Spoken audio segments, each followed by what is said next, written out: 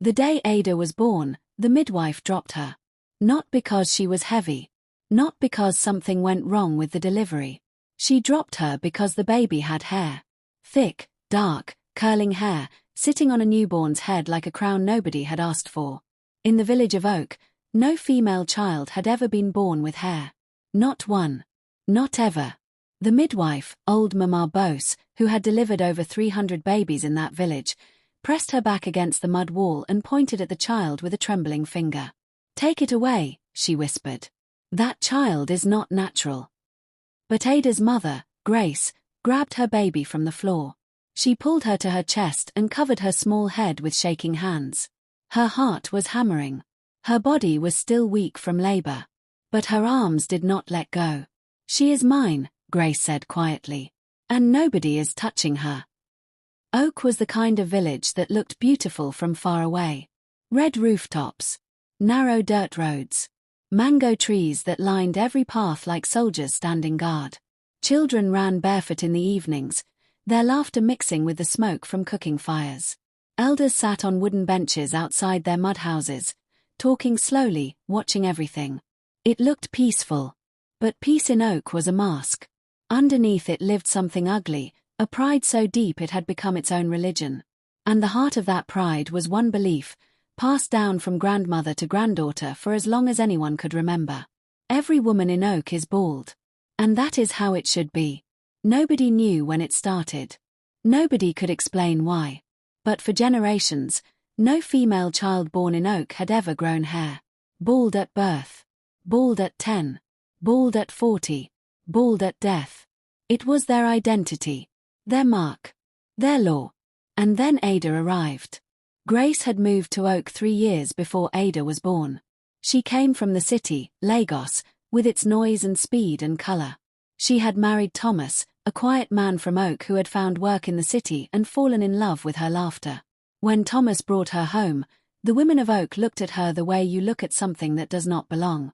Her natural hair. Her city clothes. Her loud greetings. "She is not one of us," they said to each other. But Thomas loved her. And Grace tried. She learned the language. She fetched water from the stream. She greeted the elders with both knees on the ground. She tried every day to belong. Still, they never fully opened the door. When Ada was born with hair, the door slammed shut completely. Thomas held his daughter that first night and cried. Not from sadness. From something he could not name. He touched the soft curls on her head and whispered, "She is perfect." Grace watched him from the bed, exhausted but awake. "They will not leave us alone," she said. Thomas looked up. "I will protect you both." He believed that. He meant it. But Oak had a way of breaking good intentions. By the next morning, the whole village already knew. Women gathered outside their door speaking in low voices. Children pressed their faces against the window. Elder Mama Kosi, the oldest woman in the village, whose word carried more weight than any man's, walked slowly up the path and knocked. Thomas opened the door. Mama Kosi did not smile. She looked past him, directly at Grace, who was sitting up on the bed holding Ada close. "The child must be shaved," Mama Kosi said. Thomas stiffened. "She is a newborn." "She is an abomination," Mama Kosi said simply, as if she were talking about the weather. "Hair on a female child in this village means she was sent by dark forces. It has always been that way. You know this, Thomas." Thomas looked at his daughter. At her tiny fingers. Her sleeping face. Her beautiful hair. "No," he said. Mama Kosi's eyes narrowed. She turned and walked away without another word. That single word, no, cost Thomas everything he had built in Oak. Within a week, his neighbors stopped greeting him. His oldest friend, Emeka, crossed the road when he saw him coming. The village council refused to hear any matter he brought. He was not chased out. He was simply erased. Ada grew up knowing she was different before she understood what different meant. She was 7 the first time a girl at the village school pulled her hair hard enough to make her cry. The girl's name was Sola, Mama Kosi's granddaughter, with a perfectly smooth head and eyes full of something that looked like hunger. "Why do you have this?" Sola demanded, holding the fistful of Ada's hair like a weapon. You think you are better than us?" Ada did not answer. She went home and told her mother, and Grace sat her down at the kitchen table, took her face in both hands, and looked directly into her eyes. "Listen to me," Grace said. "What you have is a gift. I do not know why you have it. I do not know what it means. But it is yours. And you do not apologize for what is yours." Ada nodded. But the pain stayed. By the time Ada was 15, the whole village had chosen a side. There were those who secretly admired her. Women who would slow their steps as she passed, watching the way her hair caught the evening light. Young girls who had never seen anything like it, who stole glances and looked away quickly, as if looking too long was dangerous. A few women whispered to each other behind their wrappers, "She is beautiful." But they never said it out loud. Not where Mama Kosi could hear. Then there were those who hated her. And they were not quiet about it. Mama Kosi had a daughter named Vera. Vera was 32, the most respected young woman in the village. She ran the women's meeting. She organized the market days. She was first in everything, first to speak, first to be served, first to be praised. Vera had a daughter named Tenny, who was the same age as Ada. Tenny was brilliant. Tenny was hardworking. Tenny had everything she needed, except hair. And every time Tenny stood beside Ada, Vera felt a rage she could not swallow. It was Vera who started the first real trouble. One evening, Ada came home from the stream to find her mother crying at the table. Grace was holding a folded piece of paper, her hands shaking. "What is it?" Ada asked immediately. Grace looked up. Her eyes were red. "They are going to the council," she said. "Vera has gathered signatures. She is saying your hair is causing sickness in the village. That 3 women fell ill this month and it is connected to you." Ada stood completely still. "She has witnesses," Grace continued. "Women who will stand up and say they believe it." Thomas came in from the back of the house, his face dark. "I heard," he said. He sat down heavily in his chair. "They have been waiting for a reason. Now they think they have one." Ada looked at her parents. At the fear on her mother's face. At the exhaustion on her father's shoulders. And something shifted inside her, something that had been soft until that moment became hard. "They will not win," she said quietly. Her parents looked at her. "I said they will not win." The council meeting was held under the old tree at the center of the village. Every elder sat in a row. The whole village came, not because they were summoned, but because they wanted to see what would happen. Vera stood up first. She was dressed carefully, her head held high, her voice steady. She spoke for a long time. She talked about tradition. About the sacredness of Oak's identity. About how the village's bald women had survived wars, droughts, and pestilence, and that it was their unity, their sameness, that protected them. "This girl," Vera said, pointing at Ada without looking at her, "is a disruption. She makes our daughters feel ashamed of who they are. She walks among us like she is above us. 3 of our women are sick. My own mother has not been sleeping. I am asking this council to do what is right." Murmurs spread through the crowd. Then Thomas stood up. He was not a man of many words. He never had been. But that day, he spoke with something in his voice that made the crowd go quiet. "My daughter has done nothing," he said. "She was born. That is her only offense. She was born different in a place that does not tolerate difference. And every one of you knows that sickness has nothing to do with a 15-year-old girl's hair." Silence. Elder Femi, the oldest man on the council, cleared his throat. "The matter will be reviewed," he said. "No action will be taken today." Vera sat down. But the look she gave Ada as she did, slow, deliberate, full of promise, said clearly that this was not over. It was not over. 2 weeks later, Ada woke up to screaming. She ran out of her room and found her mother standing in the middle of their compound, staring at the wall of their house. Someone had painted words on it during the night in thick red paint. "Get out. You do not belong here." Grace was shaking. Thomas was already outside, his jaw tight, his eyes scanning the road. Their neighbor, old Mr. Chukwu, stood at his gate watching. When Thomas looked at him, Chukwu turned and went inside without a word. Ada stared at the words on the wall. She read them twice. Then she went inside, got a bucket of water and a brush, and started scrubbing. Her mother rushed to her. "Ada, come inside." "No," Ada said. She scrubbed harder. "I'm not hiding." Grace knelt beside her and took the brush from her hands. For a moment they looked at each other. Then Grace picked up a second brush and scrubbed alongside her daughter. Thomas watched them from the doorway, and something in his face broke open quietly. But Oak was not done. The breaking point came on a Tuesday. Market day. The day the whole village was out. Ada had gone to buy pepper for her mother. She was moving through the crowded stalls when she heard it, her name, sharp and loud, cutting through the market noise. She turned. Vera was standing 10 meters away, pointing at her. "This girl," Vera announced, loud enough for the entire market to hear. "I caught my son talking to her last night. Behind the compound wall." The market froze. Ada's stomach dropped. "That is a lie," she said immediately. "Are you calling me a liar?" Vera's voice rose. "Yes," Ada said. Her voice did not shake. "I am." The crowd surged. People stepped closer. Ada could feel them pressing in around her, not threatening, just watching, waiting. She recognized the faces. Some were curious. Some were hungry for drama.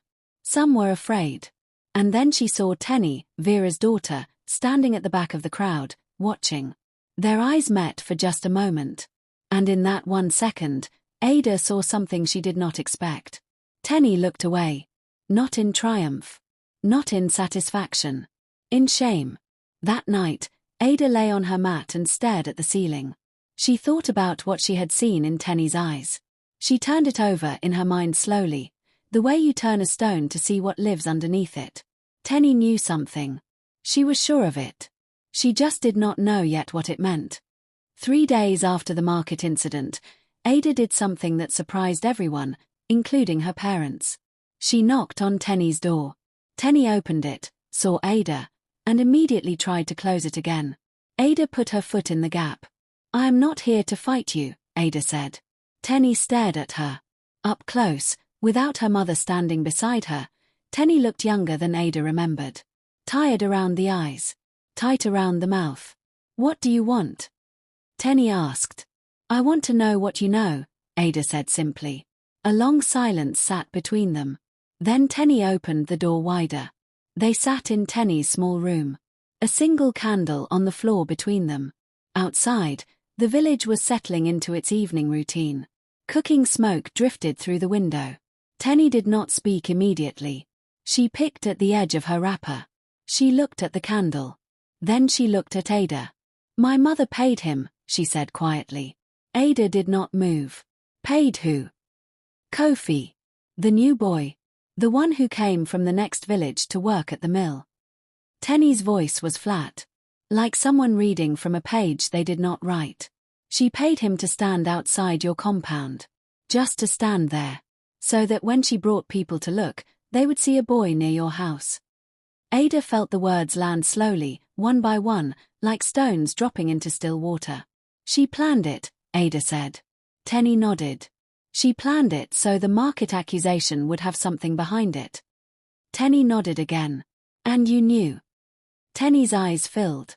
She pressed her lips together hard. When she finally spoke, her voice cracked. "She is my mother." Ada looked at her for a long time. She could feel the anger building inside her, hot, fast, pushing upward like pressure with nowhere to go. She could feel it asking her to say something sharp. Something that would cut. She breathed once. "Thank you for telling me," she said instead. Tenny looked up, surprised. "But I need you to be willing to say it again," Ada said. "Not just to me." Getting Tenny to agree took 3 more days. It was not easy. Tenny went back and forth a dozen times. She would agree, then panic and take it back. She would say she was ready, then disappear for a day. Ada did not push. She waited. She came back each time with patience she did not know she had. It was during one of those waiting days that Ada found out about Kofi. She tracked him down at the mill, a quiet young man, no older than 19, who worked long shifts and kept to himself. When she told him she knew, his face changed. The color left it. "I needed the money," he said. "I know," Ada said. "But you took something from me." He could not look at her. "I'm going to the council," Ada continued. "When I do, I will give you a choice. You can stand up and tell the truth, and I will make sure the council knows you cooperated. Or you can stay silent, and whatever happens, happens." She paused. "I'm not threatening you. I'm giving you a chance to do the right thing.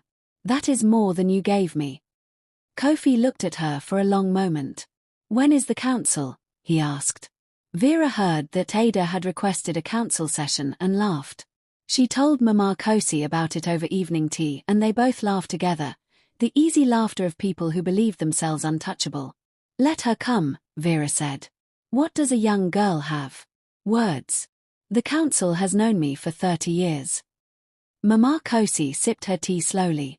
"Still," she said, "be careful. That child has her mother's stubbornness." Vera waved it away. Stubbornness without proof is just noise. She was not worried. She had built her version of events carefully, brick by brick, with witnesses and timing and the full weight of her standing in the village. She had made sure the right people believed the right story. She was confident. But confidence, as Ada was about to show, is not the same as being right. The council session was held in Elder Femi's compound. It was not open to the public this time. Elder Femi had insisted on a closed session after seeing what happened at the market. But word travels fast in small places, and by the time the session began, a crowd had gathered outside the fence, pressed against the wooden slats, listening. Inside, the elders sat in a row. Vera was on one side. Ada sat alone on the other, with only her father beside her. Grace had been asked to stay home by Thomas, a decision she had argued against bitterly but ultimately accepted. Elder Femi spoke first. "We are here to settle a serious matter. Accusations have been made. Reputations are at stake. We will hear both sides, and we will seek the truth." Vera was called first. She spoke beautifully. She was calm, organized, precise. She described what she had seen the night she claimed Ada was with her son. She brought 2 women who said they had witnessed the same thing. She spoke about the damage Ada had done to the village's values, to the safety of the young men, to the peace of the community. The elders listened. Some nodded. When she finished, Vera folded her hands in her lap and allowed herself a small, satisfied smile. Then Ada was called. Ada stood up slowly. She was 16 years old. She was standing in front of 7 elders who had known Vera since before Ada was born. The odds were not in her favor. Everyone in that room knew it. She did not pretend otherwise. "I'm not going to spend time defending myself," she said. "I'm going to show you the truth and let you decide." She looked at the door and nodded. Tenny walked in. The room shifted. Vera's expression cracked for just a moment, the smallest fracture, gone almost before it appeared. But Ada saw it. Tenny walked to the center of the room and stood straight. She did not look at her mother. She kept her eyes on Elder Femi. "My name is Tenny," she said. "Vera is my mother. And I am here because what she did was wrong." Dead silence. Then Tenny spoke. She said everything. She described the conversation she had overheard between her mother and Kofi. The amount that was paid. The exact instructions Vera had given. The timing. She spoke without trembling, without looking back, as if she had made a decision somewhere deep inside herself and bolted the door behind it. When she finished, Elder Femi turned to Vera. Vera had gone completely still. "Is this true?" Elder Femi asked. Vera opened her mouth, closed it, looked at her daughter with something in her eyes that was not love, it was something colder, more dangerous. "She is confused," Vera said finally. The door opened again. Kofi walked in. He told his story simply. No dramatics. No emotion. Just facts. When Vera had approached him, what she had offered, what she had asked him to do, and what he had done. He said it clearly, and when he finished, the silence in the room had a different texture. Heavier. Absolute. One of the elders, a woman named Mama Rizai, who had been quiet the whole session, leaned forward. "Vera," she said, very softly, Look at me. Vera did not look up. Look at me, Mama Rexha said again, firmer. Vera raised her eyes. You have been doing this deliberately, Mama Rexha said. It was not a question. All of it. The paint on the wall. The market accusation. All of it. No answer. Because of a child's hair. The room sat with that for a long moment. The absurdity of it, the ugliness of a grown woman dismantling a child's life because of something the child was born with, settled over everyone like smoke. Elder Femi cleared his throat. We will deliberate, he said. Everyone wait outside. They deliberated for 40 minutes. When they came back, their faces said everything before the words did. Elder Femi read the verdict. Ada was cleared of all accusations, fully, publicly, with a formal declaration to be announced to the village. Vera was to be removed from her position leading the women's meetings. She and the 2 women who had given false testimony would perform 3 months of community service, cleaning the school, the stream path, and the market square. Mama Kosi, who had not been in the room, would be formally spoken to by the elders. And Kofi, the elders noted his cooperation and reduced his consequence to a formal apology, which he gave on the spot, directly to Ada, with his eyes on the ground. Ada looked at him. I accept it, she said. Outside, when the crowd heard the verdict announced through the fence, something happened that nobody predicted. They cheered. Not wildly. Not like a celebration. It was slower than that, a building sound, like people letting out a breath they had been holding for years. Some women wiped their eyes. One older woman pushed through the crowd toward Ada and grabbed her hands. I'm sorry, the woman said. I'm sorry we did not speak sooner. Ada looked at her. She recognized her, one of the women who had always slowed down when she passed, watching her hair with that complicated look. One of the ones who had never said anything. It is okay, Ada said. And she meant it. Not because it was easy, but because she understood now, people are not always cowards because they are bad. Sometimes they are cowards because they are afraid. And you can be angry at someone and still understand why they failed. That evening, Ada sat on the front step of her house with her mother. The village had gone quiet around them. The cooking fires were burning. A few children ran past barefoot, laughing at something. The air smelled like dust and mango and smoke. Grace put her arm around her daughter's shoulders. How do you feel? She asked. Ada thought about it. Tired, she said honestly. But free. Grace pulled her closer. They sat in silence for a while. Then Grace said something Ada had not been expecting. Your grandmother had hair too, she said quietly. Ada turned to look at her mother. Grace was staring ahead, her expression soft and distant. My mother. Back in Lagos. She had the most beautiful hair I ever saw. She used to say that hair like that was a sign, that the women who carry it are meant to carry something else too. Something heavier. She paused. She died when I was 9. But I remembered. Ada was quiet for a moment. You never told me that. I know. Grace looked at her. I was scared it would put more pressure on you. Ada looked down at her own hands. Then up at the sky, which was turning pink and gold above the rooftops of oak. Is that why you never cut it? She asked. Even when things got bad. Even when the painting happened and the market and all of it, you never once asked me to cut it. Grace shook her head slowly. No, she said. Because it is yours. And the moment you cut something of yourself to make other people comfortable, you teach yourself that your comfort matters less than theirs. She squeezed Ada's shoulder. I was not going to teach you that. Ada's eyes stung. She blinked. Mum, she said. Yes. I love you. Grace laughed softly. I know. Vera did not apologize. At least not in words.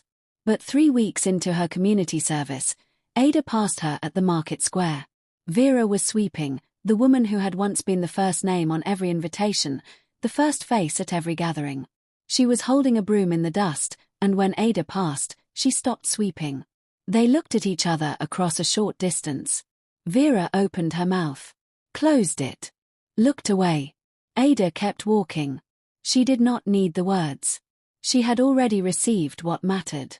Tenny came to find Ada 2 weeks after the council session. She knocked at the gate early in the morning, before the day got too hot. Ada opened it and they stood looking at each other in the morning light. "I wanted to check on you," Tenny said. Ada studied her. There was something different about her, something looser in her expression. Like a knot that had been undone. "Are you okay?" Ada asked. "With your mother? What happened?" Tenny thought about it honestly. "No," she said. "Not yet." She paused. "But I think I will be." Ada nodded. "Come inside," she said. "My mother made tea." Tenny looked surprised. Then she stepped through the gate. That afternoon, as the two girls sat at the kitchen table, Ada and the daughter of the woman who had tried to destroy her, Grace served tea and cassava and did not make it complicated. She just poured. And asked Tenny how her studies were going. And listened. And somewhere in that small kitchen, in the middle of a village that had not yet fully healed but was trying, something new began. Not a perfect friendship. Not yet. But a beginning. Tenny would later tell her own daughter, years from now, about the afternoon she sat in Ada's kitchen. About the woman who served her tea when she had every reason to close the door.